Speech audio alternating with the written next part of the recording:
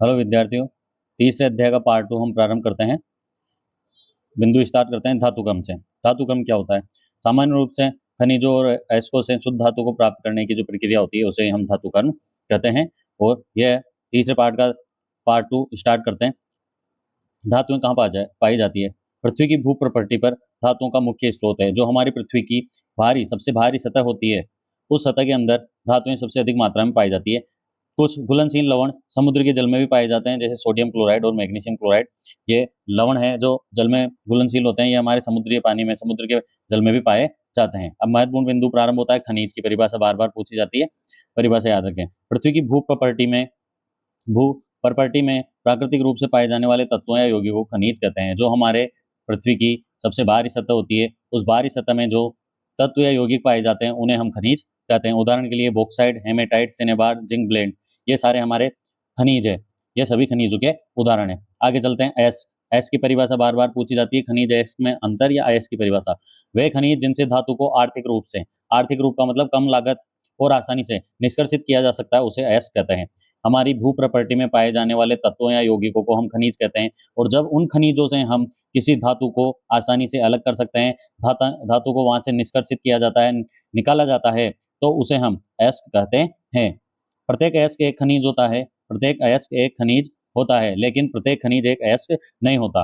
अयस्क खनिज में से धातु का निकालना तो हर अयस्क एक खनिज होता है, पर हर खनिज में से धातु नहीं निकलती, अतः हम उसे अयस्क नहीं कह सकते। यह महत्वपूर्ण बिंदु है।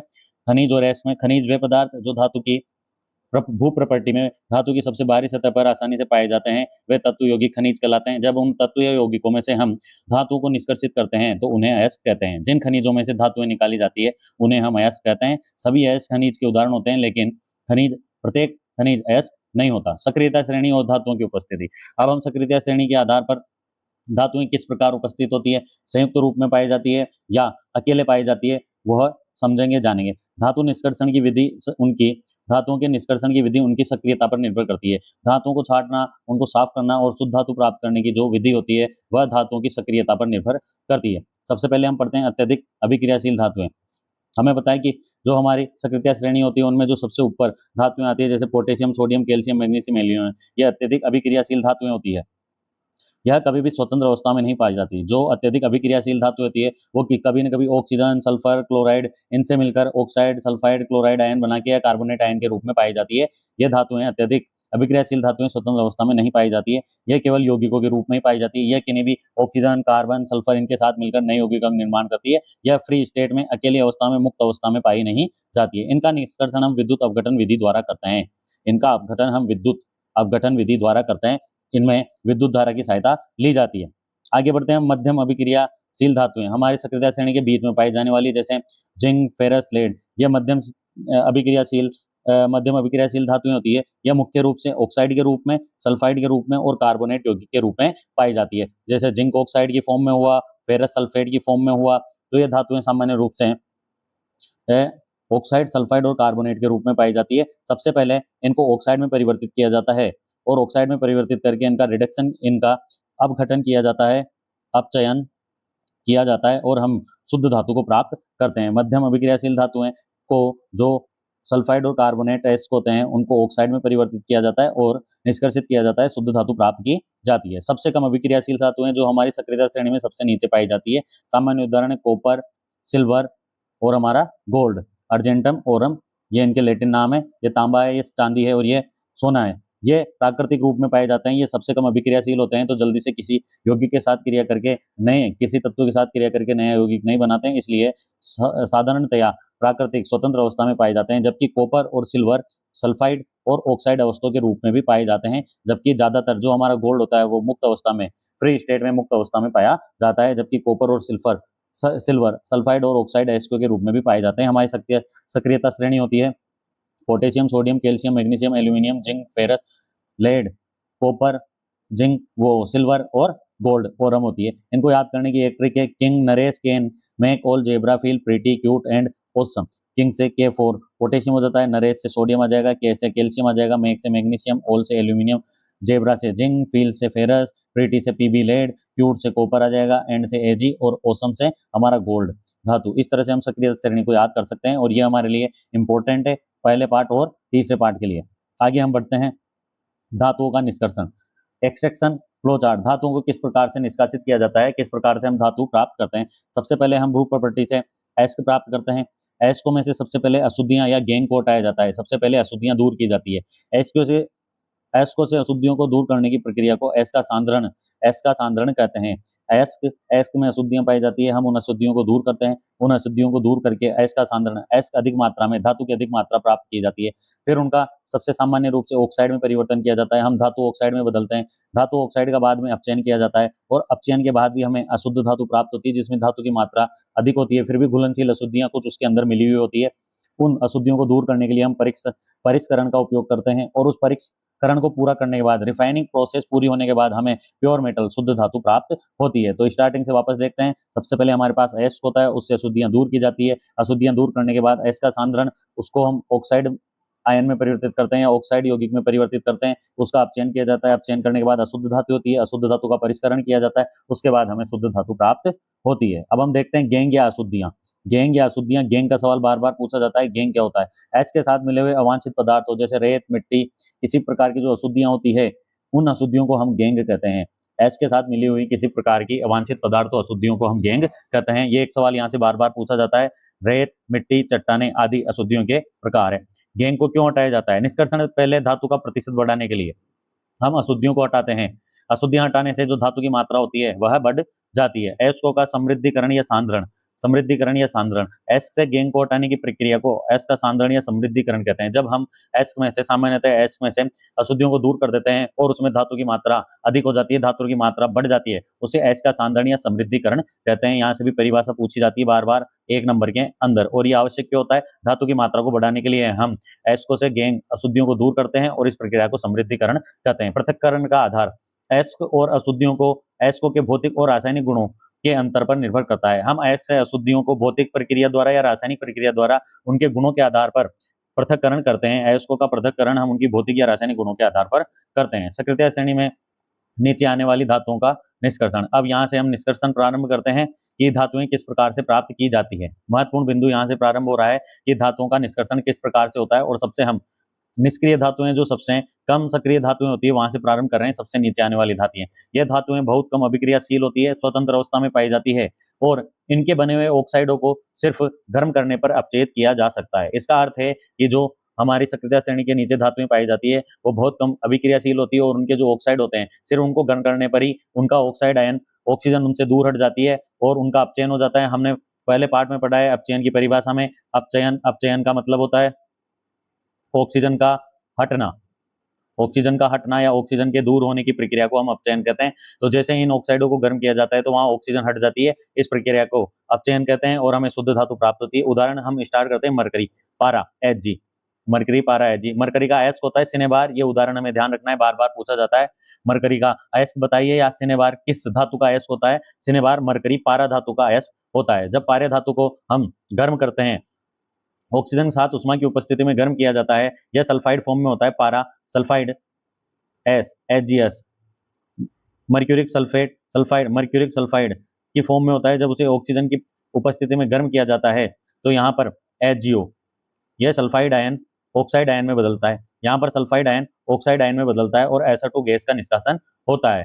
SO2 गैस का सल्फर डाइऑक्साइड गैस का निष्कासन होता है। मर्क्यूरिक सल्फाइड मर्क्यूरिक ऑक्साइड में बदल जाता है। यहाँ पर ऑक्सीकरण हो रहा है, यहाँ मरकरी के साथ ऑक्सीजन आके जुड़ती है तो यहाँ मरकरी का ऑक्सीकरण हो रहा है और यहाँ पर सल्फर डाइऑक्साइड गैस का निष्कासन होता है। जब हम इसे और अधिक मात्रा में गर्म करते हैं तो ऑक्सीजन मरकरी को छोड़कर अलग हो जाती है, ऑक्सीजन गैस अलग हो जाती है और हमें शुद्ध धातु पारा प्राप्त होता है। मर्क्यूरिक ऑक्साइड का अपचयन होता है और हमें मरकरी धातु शुद्ध रूप में प्राप्त होती है। सल्फाइड आयन को जब हम गर्म करते हैं तो ऑक्साइड में बदलता है और ऑक्साइड आयन को और गर्म करने पर ऑक्सीजन उनमें से अलग हो जाती है और हमें पारा मरकरी धातु प्राप्त होती है, पारा शुद्ध अवस्था में प्राप्त होता है। दूसरा उदाहरण देखेंगे हम कम अभिक्रियाशील धातुओं का। दूसरा उदाहरण है कॉपर सल्फाइड की फॉर्म में होता है CO2S। कॉपर सल्फाइड CO2S की जब ऑक्सीजन की उपस्थिति में गर्म किया जाता है तो यहाँ कॉपर सल्फाइड पहले कॉपर ऑक्साइड में बदलता है और SO2 गैस यहाँ से निष्कासन होता है SO2 गैस का। जब इसे और अधिक मात्रा में गर्म किया जाता है तो SO2 गैस पूर्ण रूप से निकलकर हमें शुद्ध धातु के रूप में कॉपर प्राप्त होता है। केवल गर्म करने पर ही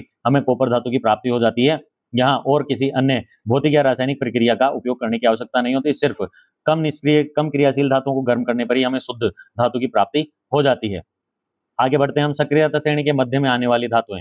सक्रियता श्रेणी के मध्य में आने वाली धातुएं सामान्यतः जिंक, आयरन होती है, लोहा होता है, लेड, कॉपर, तांबा, ये सभी धातुएं सक्रियता श्रेणी के मध्य में आती है। सक्रियता श्रेणी की ये मध्यम अभिक्रियाशील होती है, जो आमतौर पर सामान्य तौर पर सल्फाइड और कार्बोनेट एस के रूप में पाई जाती है। ये धातुएं सामान्य तौर से सल्फाइड और कार्बोनेट से क्रिया करके सल्फाइड और कार्बोनेट एस के रूप में सामान्य तौर पर पाई जाती है। इन धातुओं को ऑक्साइड, क्योंकि इन धातुओं के ऑक्साइड से धातु प्राप्त करना आसान होती है। धातु को धातु ऑक्साइड में बदलकर शुद्ध धातु की प्राप्त करना, शुद्ध धातु को प्राप्त करना एक आसान प्रक्रिया है। इसलिए सबसे पहले हम सल्फाइड और कार्बोनेट आयन को, निष्कर्षण से पहले सल्फाइड और कार्बोनेट आयन को धातु ऑक्साइड में बदलते हैं। सबसे पहले सल्फाइड और कार्बोनेट आयन को धातु ऑक्साइड में बदला जाता है, और धातु ऑक्साइड में बदलने के लिए हम दो प्रक्रियाएं काम में लेते हैं। पहली प्रक्रिया होती है रोस्टिंग, भर्जन, जिसे हम क्या कहते हैं, भर्जन। जब किसी सल्फाइड एस को, हमें ध्यान रखना है, रोस्ट जब भर्जन प्रक्रिया होगी तब सल्फाइड एस के साथ ही भर्जन प्रक्रिया को काम में लेना है। जब सल्फाइड एस को ऑक्सीजन की उपस्थिति में अत्यधिक ताप पर गर्म किया जाता है तो वह सल्फाइड एस ऑक्साइड में बदल जाता है। इस प्रक्रिया को हम भर्जन कहते हैं। इस प्रक्रिया को समझने के लिए हम ध्यान रख सकते हैं R S, R roasting, roasting यानी भर्जन, और भर्जन में क्या काम में लिया जाता है, सल्फाइड एस। भर्जन में कौन सा एस काम में लिया जाता है, सल्फाइड एस, जो ऑक्सीजन की उपस्थिति में तीव्र अत्यधिक ताप पर गर्म करने पर ऑक्साइड में बदल जाता है। इस प्रक्रिया को हम भर्जन कहते हैं। जब धातु सल्फाइड की अभिक्रिया ऑक्सीजन के साथ की जाती है तब यहाँ पर हमें धातु ऑक्साइड की प्राप्ति होती है, धातु ऑक्साइड की प्राप्ति होती है, और साथ में सल्फर डाइऑक्साइड गैस का निष्कासन होता है। उदाहरण के लिए हम जिंक सल्फाइड से समझेंगे। यहाँ जिंक सल्फाइड की अभिक्रिया ऑक्सीजन की उपस्थिति में जब गर्म किया जाता है तो जिंक सल्फाइड से जिंक ऑक्साइड का निर्माण होता है, और SO2 यहाँ से SO2 सल्फर डाई गैस बाहर निकलती है। यह सल्फाइड एस्को के लिए उपयोगी होता है। कौन, भर्जन की प्रक्रिया, भर्जन की प्रक्रिया, रोस्टिंग की प्रक्रिया सिर्फ सल्फाइड एस्को के लिए उपयोग किया जाता है, और यहाँ पर प्रचुर मात्रा में वायु की उपस्थिति होती है, मतलब पूर्ण मात्रा में ऑक्सीजन, प्रचुर मात्रा में ऑक्सीजन की उपस्थिति होती है, और SO2 गैस का निष्कासन होता है। ये तीनों मुख्य बिंदु है। भर्जन की प्रक्रिया सल्फाइड एस्को के लिए काम में ली जाती है, और जब उन्हें वायु की उपस्थिति में, ऑक्सीजन की उपस्थिति में अत्यधिक ताप पर गर्म किया जाता है तो वे ऑक्साइड मेटल, धातु ऑक्साइड का निर्माण करते हैं। दूसरी प्रक्रिया हम काम में लेते हैं कार्बोनेट आयंस के लिए, कार्बोनेट एस के लिए निस्तापन की प्रक्रिया, कैल्सिनेशन, सी से निस्तापन, सी से कार्बोनेट आयन। याद करने की प्रक्रिया है सी, calcination, carbonate ion, calcination, carbonate S.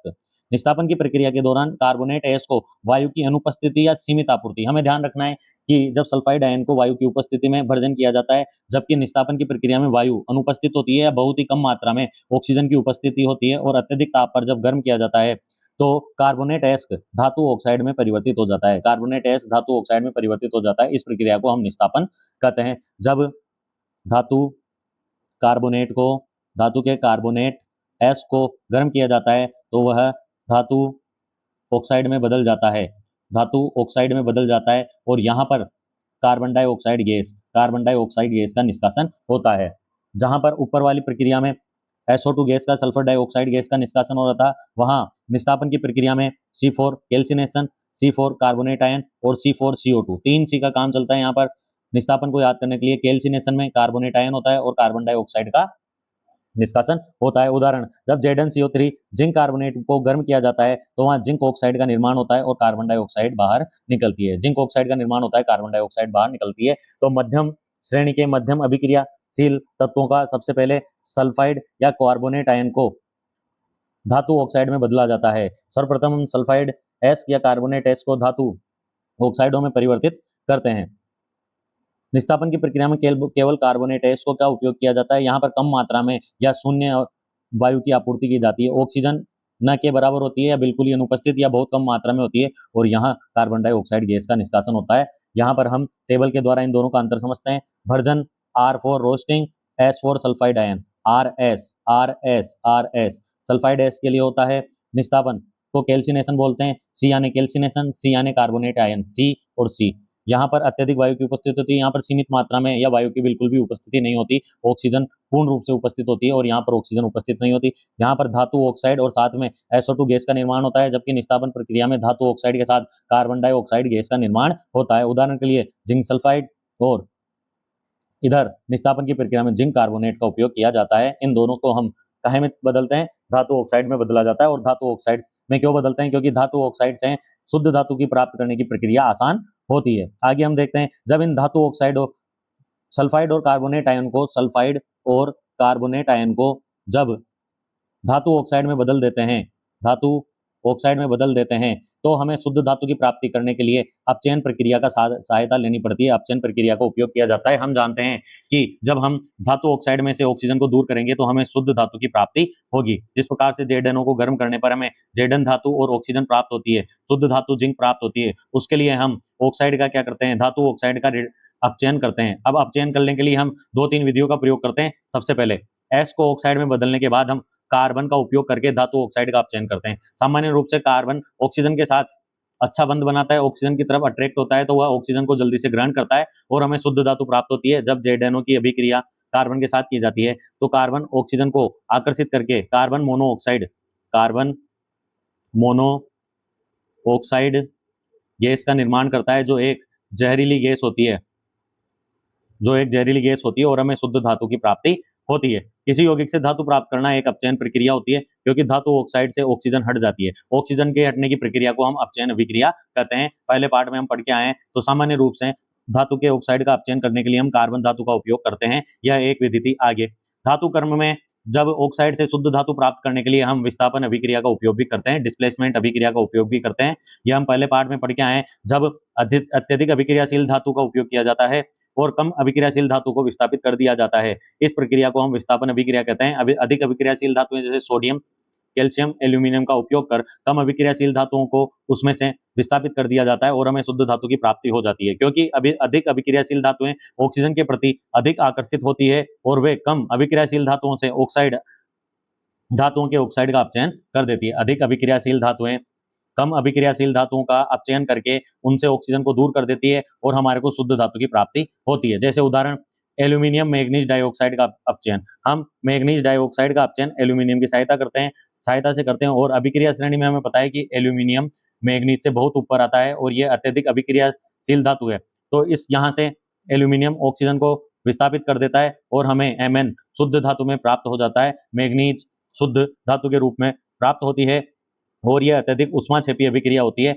इस अभिक्रिया के दौरान बहुत अधिक मात्रा में उष्मा का निस्तारण होता है, उष्मा बहुत अधिक मात्रा में निकलती है। अब हम यहाँ पर देखेंगे कि एल्यूमिनियम ऑक्सीजन के साथ जुड़ता है, ऑक्सीजन एल्यूमिनियम के साथ जुड़ता है तो एल्यूमिनियम का Al2O3 बनता है, तो यहाँ पर एल्यूमिनियम का ऑक्सीकरण हो रहा है। जबकि मैग्नीज ऑक्साइड से ऑक्सीजन हट रहा है तो यहाँ पर मैग्नीज का अपचयन हो रहा है, मैग्नीज डाइऑक्साइड का अपचयन हो रहा है। तो इसमें दोनों अभिक्रियाएं एक साथ चल रही है, तो यह हमारी रेडॉक्स अभिक्रिया का भी उदाहरण है। अतः हम धातु के अपचयन के लिए विस्थापन अभिक्रिया का उपयोग भी करते हैं, जिसमें अधिक अभिक्रियाशील धातु कम अभिक्रियाशील धातु से को विस्थापित कर देती है और हमें शुद्ध रूप में धातु की प्राप्ति होती है। यह अभिक्रिया अत्यधिक उष्माक्षेपी होती है, जिसमें बहुत अत्यधिक मात्रा में उष्मा निकलती है। इसलिए यहाँ पर मिलने वाली धातु हमें द्रवित अवस्था में, पिघली हुई अवस्था में प्राप्त होती है। जो यहाँ पर हमें मैग्नीज प्राप्त होता है वो द्रवित अवस्था में, पिघली हुई अवस्था में प्राप्त होता है। इसी प्रकार धातुओं के अपचयन के लिए एक और अभिक्रिया काम में ली जाती है, वह एक तरह से विस्थापन अभिक्रिया ही है, परंतु उसको एक नया नाम दिया गया है थर्मिट अभिक्रिया। थर्मिट रिएक्शन, थर्मिट अभिक्रिया इंपॉर्टेंट है। यहाँ से 1 नंबर या 2 नंबर का सवाल बार बार पूछा जाता है। जब आयरन ऑक्साइड की अभिक्रिया एल्यूमिनियम के साथ कराई जाती है तो इस अभिक्रिया को हम थर्मिट अभिक्रिया कहते हैं, थर्मिट रिएक्शन कहते हैं। Fe2O3 आयरन ऑक्साइड की अभिक्रिया एल्यूमिनियम से कराने के कारण एल्यूमिनियम अधिक अभिक्रियाशील होने के कारण Fe को विस्थापित कर देता है और साथ में Al2O3 एल्यूमिनियम ऑक्साइड का निर्माण करता है और हमें शुद्ध रूप में आयरन की प्राप्ति होती है और बहुत अधिक मात्रा में उष्मा का निस्तारण होता है। यह एक तरह से विस्थापन अभिक्रिया का ही उदाहरण है, परंतु यह अभिक्रिया बहुत सी जगह काम में ली जाती है, इसलिए इसको नया नाम थर्मिट अभिक्रिया इस रिएक्शन का नाम रखा गया है। आयरन ऑक्साइड एल्यूमिनियम से अभिक्रिया करता है और उत्पाद के रूप में हमें, अभिकारक के रूप में यहाँ पर आयरन ऑक्साइड और एल्यूमिनियम है, उत्पाद के रूप में हमें पिघला हुआ लोहा, एल्यूमिनियम ऑक्साइड और अत्यधिक उष्मा की प्राप्ति होती है। और यह अभिक्रिया इसलिए उपयोगी होती है क्योंकि इस अभिक्रिया का उपयोग हम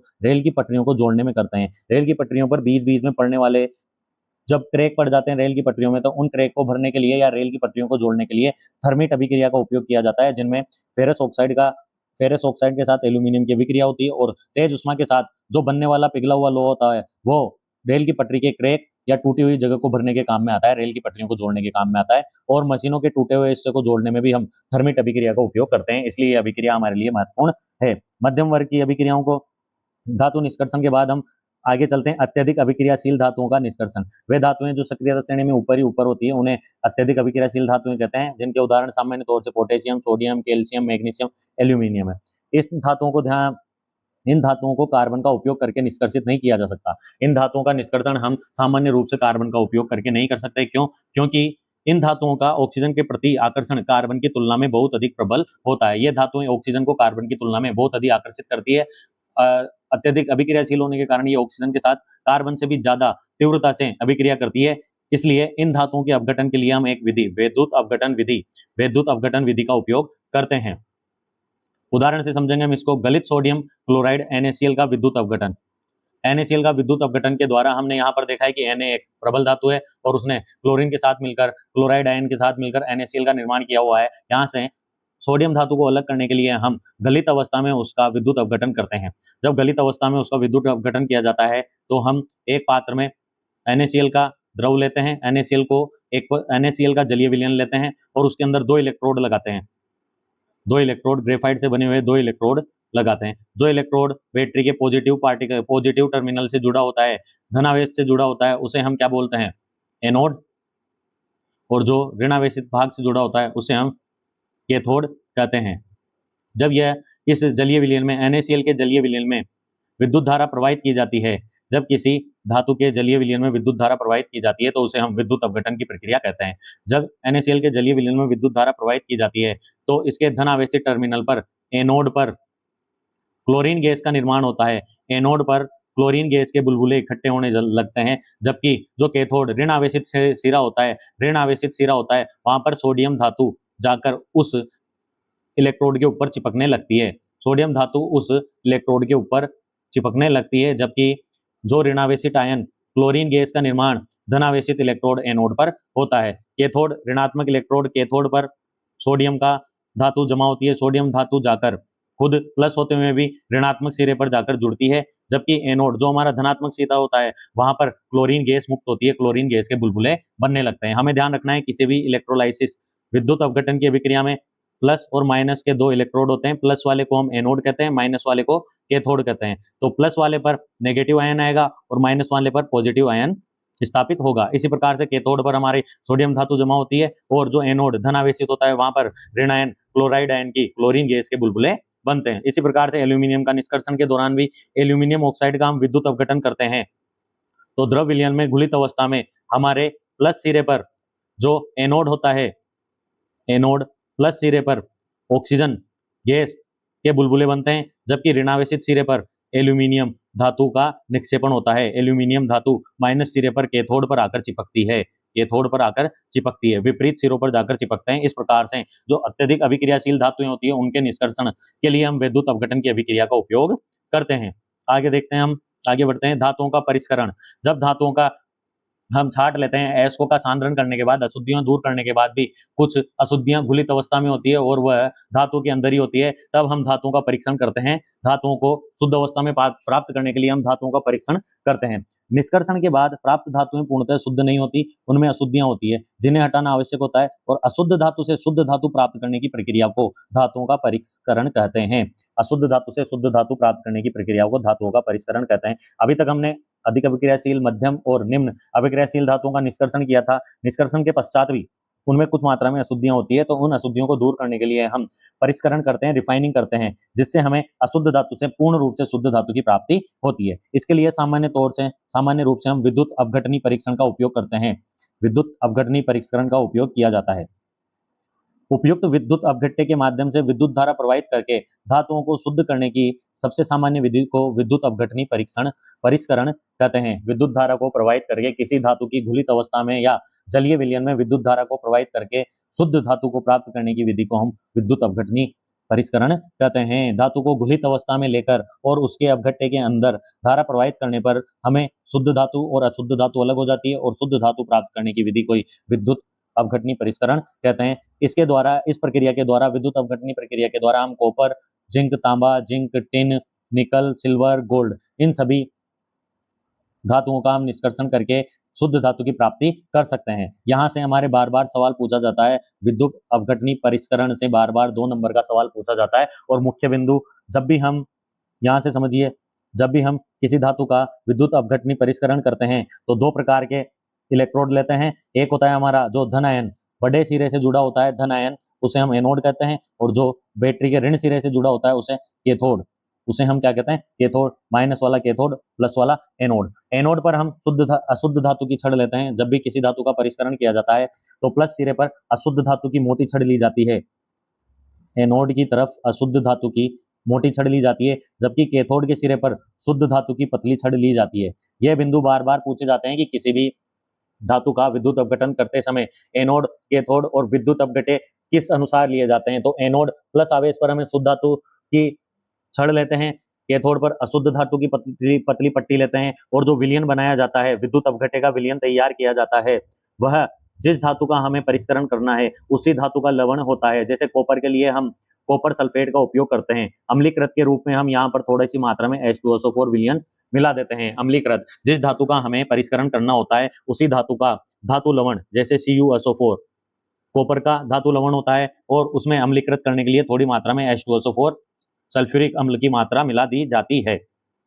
जब हम धातु अपघट्य में अम्लीकृत H2SO4 के विलयन में इधर एनोड पर अशुद्ध धातु की छड़ और कैथोड पर शुद्ध धातु की छड़ लेकर बैटरी से धारा प्रवाहित की जाती है, तो इस प्रक्रिया के अंदर कार्य प्रणाली इस प्रकार होती है कि सबसे पहले विद्युत अपघट्य में विद्युत धारा प्रवाहित की जाती है। दूसरे नंबर पर दूसरा चरण होता है एनोड पर उपस्थित अशुद्ध धातु घुलकर विद्युत अपघट्य में चली जाती है। यहाँ से कुछ मात्रा में धातु निकलकर हमारे विद्युत अपघट्य के अंदर चल जाएगी। कॉपर धातु कुछ मात्रा में, तांबा कुछ मात्रा में अशुद्ध छड़ से उतरकर जलीय विलयन में मिल जाएगा। उसके बाद जितनी मात्रा में कॉपर धातु जलीय विलयन में मिलती है, विद्युत अपघट्य में मिलती है, वह कॉपर उतनी ही मात्रा में कैथोड पर जुड़ी हुई शुद्ध प्लेट के ऊपर जाकर निक्षेपित होने लगती है, जमा होने लगती है, उस धातु पर जमा होने लगती है, कैथोड पर जाकर जमा होने लगती है। उतनी मात्रा में शुद्ध धातु कैथोड पर जमा होने लगती है, और जितने भी घुलनशील अशुद्धियां विलयन में घुल जाती है, इस अशुद्ध धातु की परत से निकलने वाली सभी घुलनशील अशुद्धियां इस जलीय विलयन के अंदर विद्युत अपघट्य के अंदर घुल जाती है, और जो अघुलनशील अशुद्धियां होती है वह एनोड के नीचे इकट्ठी हो जाती है, एनोड सिरे के नीचे प्लस इलेक्ट्रोड के नीचे इकट्ठी हो जाती है, जिन्हें हम एनोड पंख कहते हैं, जिन्हें हम एनोड पंख कहते हैं। एक नंबर का सवाल बार बार पूछा जाता है। यहाँ से वापस प्रक्रिया हम समझेंगे कि जब भी हम किसी धातु का विद्युत अपघटन किया जाता है तो दो इलेक्ट्रोड लिए जाते हैं, एक हमारा धन आवेशित सिरे से जुड़ा होता है और दूसरा ऋण आवेशित सिरे से जुड़ा होता है। ऋण आवेशित सिरे से जुड़े इलेक्ट्रोड को हम कैथोड कहते हैं। कैथोड पर शुद्ध धातु की पतली पट्टी ली जाती है, जबकि एनोड पर जो प्लस सिरा होता है एनोड, उस पर अशुद्ध धातु की मोटी परत ली जाती है, अशुद्ध धातु की मोटी पट्टी ली जाती है, और विद्युत अपघट्य के रूप में हम धातु का लवण काम में लेते हैं। विद्युत अपघट्य के रूप में जिस धातु का हमें निष्कर्षण करना है उसी का लवण काम में लेते हैं। अगर हमें सोडियम धातु का निष्कर्षण करना है तो NaCl या Na2SO4 का उपयोग करेंगे, और जब इस विद्युत अपघटन में विद्युत धारा प्रवाहित की जाती है तो एनोड अशुद्ध धातु से निकलने वाली धातु की मात्रा, जैसे कॉपर की मात्रा जलीय विलयन में घुलती है और उतनी मात्रा में कॉपर शुद्ध धातु की प्लेट पर चिपक जाता है, उतनी मात्रा में शुद्ध धातु की प्लेट पर चिपक जाता है। इस प्रकार से अशुद्ध से शुद्ध धातु की प्राप्ति की जाती है, और इस प्रक्रिया को हम विद्युत अपघटनी परिष्करण कहते हैं। और जो घुलनशील अशुद्धियां होती है वह विद्युत अपघट्य या जलीय विलयन में घुल जाती है, जबकि अघुलनशील अशुद्धियां एनोड के नीचे जमा हो जाती है, जिन्हें हम एनोड पंख कहते हैं। यह मुख्य बिंदु है। कैथोड शुद्ध धातु का पतली पट्टी होती है, एनोड अशुद्ध धातु की मोटी पट्टी होती है। विद्युत अपघट्य जिस धातु का निष्कर्षण होता है उसी का ही धातु लवण काम में लिया जाता है, और विद्युत धारा प्रवाहित करने पर अशुद्ध धातु से निकलने वाली धातु की मात्रा शुद्ध प्लेट पर कैथोड पर जाकर चिपकती है।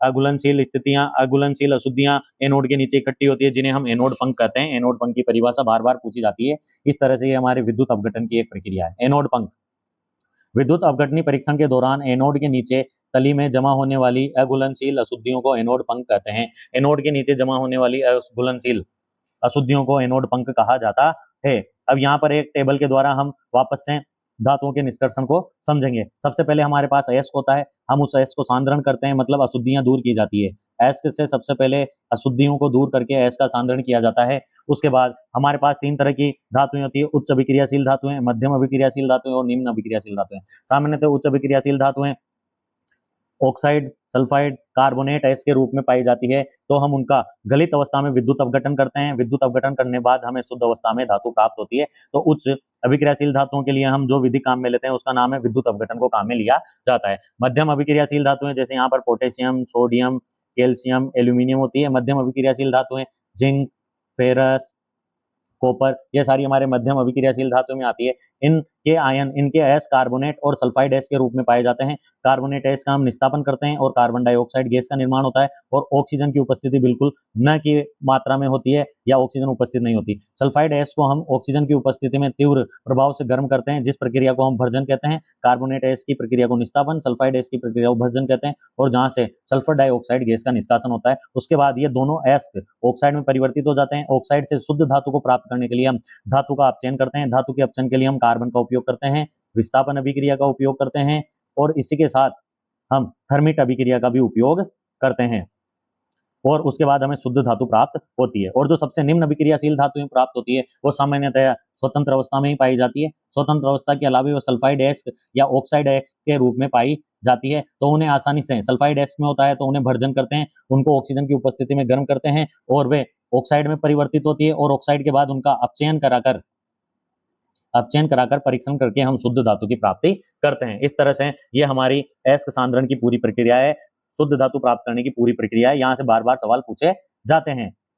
अब आता है हमारा संसारण। यह हम पहले पाठ में पढ़ चुके हैं, यहाँ पर इसको विस्तार से पढ़ेंगे। जब कोई धातु वायु, नमी, अन्य पदार्थों या अम्ल के साथ रासायनिक अभिक्रिया करके धातु का धीरे धीरे नष्ट होना प्रारंभ हो जाता है या धातु धीरे धीरे नष्ट होने लगती है, तो इस प्रक्रिया को हम संसारण कहते हैं। जब कोई धातु नमी, वायु, जल या अन्य रासायनिक पदार्थों या अम्ल के साथ संपर्क में आती है तो वह धातु धीरे धीरे नष्ट होना प्रारंभ कर देती है, जिस प्रक्रिया को हम संसारण कहते हैं। संसारण के उदाहरण, सामान्य तौर पर उदाहरण है, ये उदाहरण बार बार पूछे जाते हैं।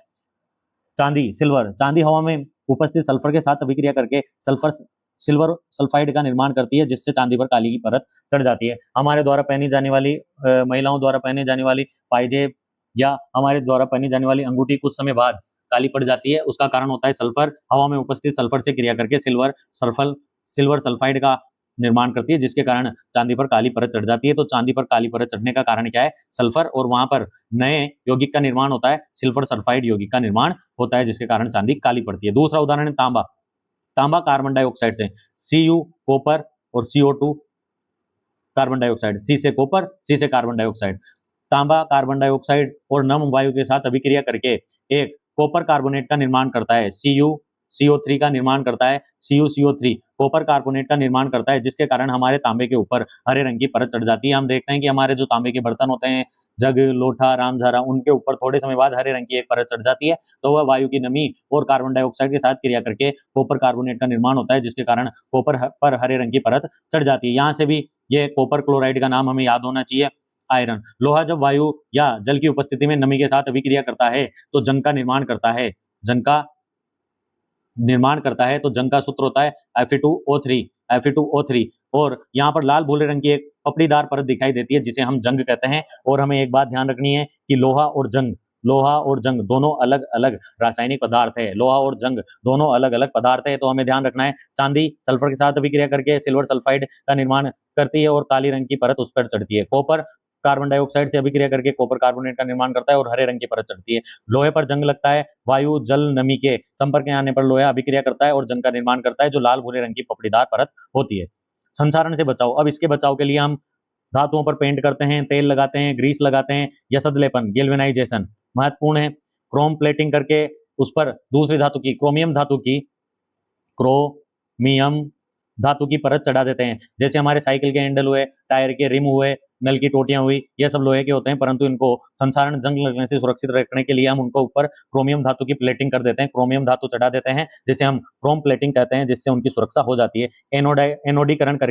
एनोडीकरण हमने बताया था कि एल्यूमिनियम या मैग्नीशियम जैसी धातुएं ऑक्सीजन से क्रिया करके उनके ऊपर ऑक्सीजन की एक परत चढ़ जाती है। एल्यूमिनियम धातु के ऊपर ऑक्सीजन की एक परत चढ़ जाती है और यह पतली परत धातु के संसारण को रोकती है, धातु का बचाव करती है। इस प्रक्रिया को एनोडीकरण कहते हैं। मिश्र धातु बनाकर, यह भी महत्वपूर्ण बिंदु है कि धातुओं को मिश्र धातु बनाकर हम उनके सुरक्षा कर सकते हैं।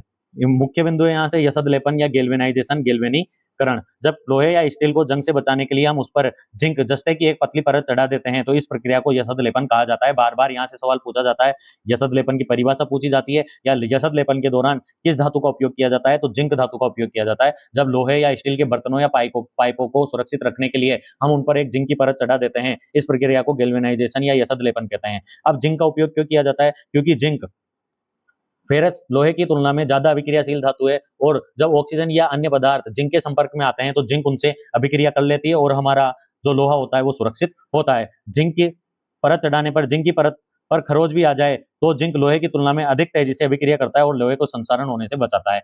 जब जिंक की हम परत चढ़ाते हैं तो ऑक्सीजन सभी अभिक्रियाएं, ऑक्सीजन या अन्य जो गैसेज है वो जिंक से अभिक्रिया करती है और हमारा लोहा अंदर सुरक्षित रहता है। मिश्र धातुएं, अलोय, अलोय का मतलब होता है मिश्र धातुएं।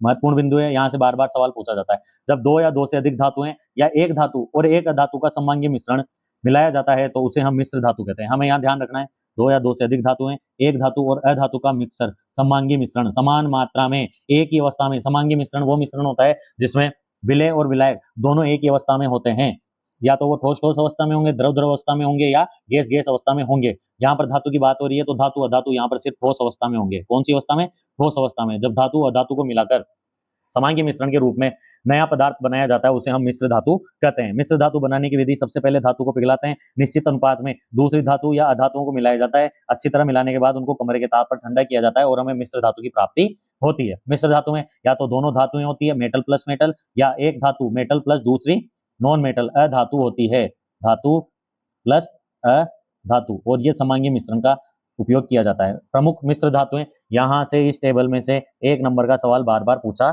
जाता है, ये टेबल हमें याद रखनी है। पीतल, पीतल का निर्माण कॉपर और जिंक को मिलाया जाता है जिसमें कॉपर की मात्रा अधिक होती है लगभग 75%, जिंक की मात्रा होती है 25%। तांबा और जिंक को मिलाकर, तांबा और जिंक को मिलाकर हम पीतल का निर्माण करते हैं, जो पीतल से हम बर्तन और सजावटी सामान बनाने में उपयोग किया जाता है। कांसा, कांसे के अंदर तांबे के साथ टिन धातु का उपयोग किया जाता है, copper plus SN, SN tin धातु का सिंबल है।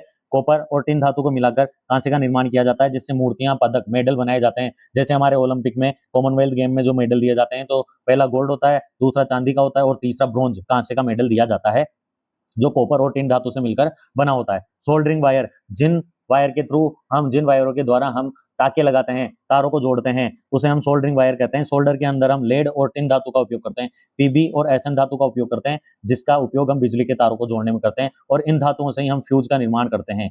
फ्यूज तार का निर्माण भी इसी धातु से किया जाता है और हमें पता है फ्यूज निर्माण हम विद्युत धारा वाले अध्याय में पढ़ेंगे जहां पर इसके बारे में विस्तृत रूप से पढ़ेंगे। फ्यूज तार का निर्माण लेड और टिन धातु से किया जाता है और सोल्डर का निर्माण भी लेड और टिन धातु के मिक्सर से नया मिश्र धातु बनाकर किया जाता है जिसका उपयोग हम बिजली को तारों को जोड़ने में करते हैं। स्टेनलेस स्टील बहुत इंपॉर्टेंट, जो हमारे घरों में सबसे ज्यादा उपयोग में आती है, जो स्टील होती है जब आयरन के साथ निकल और क्रोमियम, आयरन निकल क्रोमियम को मिलाकर स्टेनलेस स्टील का उपयोग किया जाता है।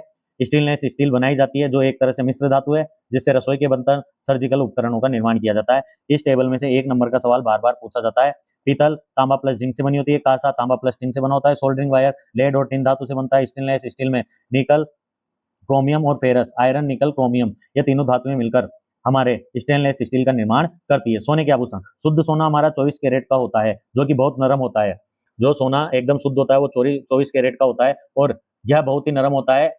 इससे आभूषण बनाने के लिए उपयुक्त नहीं होता। 24 कैरेट गोल्ड आभूषण बनाने के लिए उपयुक्त नहीं होता है, इसलिए हम आभूषण बनाने के लिए 22 कैरेट सोने का उपयोग करते हैं। उसमें 22 भाग सोना होता है और 2 भाग तांबा या चांदी मिलाई जाती है जिससे यह कठोर और मजबूत बनता है और लंबे समय तक हमारे उपयोग के लिए होता है। 24 कैरेट वाला सोना बहुत मुलायम होता है, आभूषण नहीं बना सकते, इसलिए हम 22 कैरेट, 16 कैरेट, 18 कैरेट, 20 कैरेट के सोने के आभूषण बनाते हैं। उसमें उसी मात्रा के हिसाब से 2 भाग, 4 भाग, 8 भाग तांबा या चांदी मिलाया जाता है जिससे सोने की कठोरता और मजबूती बढ़ जाती है। यदि यहाँ पर हम सोने के 18 भाग गोल्ड लें, 18 कैरेट सोना लें, तो उसके साथ हमें 6 भाग तांबा या चांदी का मिलाना होगा। इस प्रकार से पूरे तरह से 24 कैरेट आभूषण बनता है जो कठोर और मजबूत होता है। और हमारे इस पाठ का अंतिम बिंदु है अमलगम। महत्वपूर्ण बिंदु है कि जब किसी मिश्र धातु बनाते समय एक धातु के साथ दूसरी जगह मरकरी का उपयोग किया जाता है। पारा प्लस कोई सी भी धातु मिलाकर जो नई धातु मिश्र धातु बनाई जाती है, पारा और धातु को मिलाकर जो नई मिश्र धातु बनाई जाती है, उस मिश्र धातु को हम अमलगम कहते हैं। यह मुख्य बिंदु है कि अमलगम क्या होता है, जब किसी मिश्र धातु में एक धातु के रूप में पारे का उपयोग किया जाता है और दूसरी कोई सी भी धातु या अन्य अधातु हो सकती है, तो उस प्रक्रिया में बनने वाली मिश्र धातु को हम अमलगम कहते हैं। इस प्रकार से ये हमारा तीसरा पार्ट पूरा होता है। उम्मीद होगी आपको अच्छा लगा होगा, समझ में आया होगा। अगर समझ में आया हो तो लाइक करें, शेयर करें, सब्सक्राइब करें। धन्यवाद। और इसी तरह से हम नए पार्ट लेके आते रहेंगे।